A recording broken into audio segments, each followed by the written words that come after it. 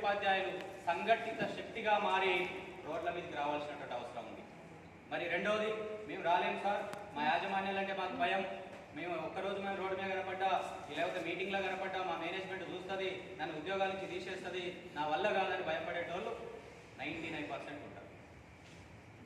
మరి సంఘటిత శక్తిగా మారాలంటే, ఇంత భయస్థులని సంఘటితం చేయాలంటే ఎంత కఠోరమైనటువంటి శ్రమ ఒక్కసారి మీరు అర్థం చేసుకోవాలి.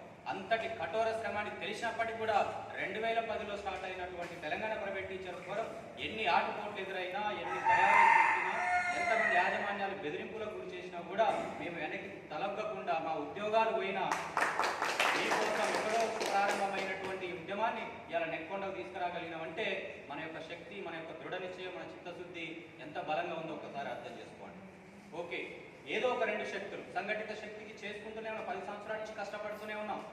సంఘటితం అయిందా అంటే అయింది, కాలేదని కాదు. ఆ రోజు మేము 10 మందే ఉన్నాం, కానీ ఈరోజు మన తెలంగాణ ప్రైవేట్ టీచర్ ఫోరం అంటే 33 జిల్లాల్లో కమిటీలు వేసుకున్నామంటే కమిటీకి మనం ఒక 50 మంది వేసుకున్నా కూడా దాదాపు మనమే 1 లక్ష మంది వరకు ఉన్నాం, ఇంకా 2 లక్షల మంది ఉన్నారు.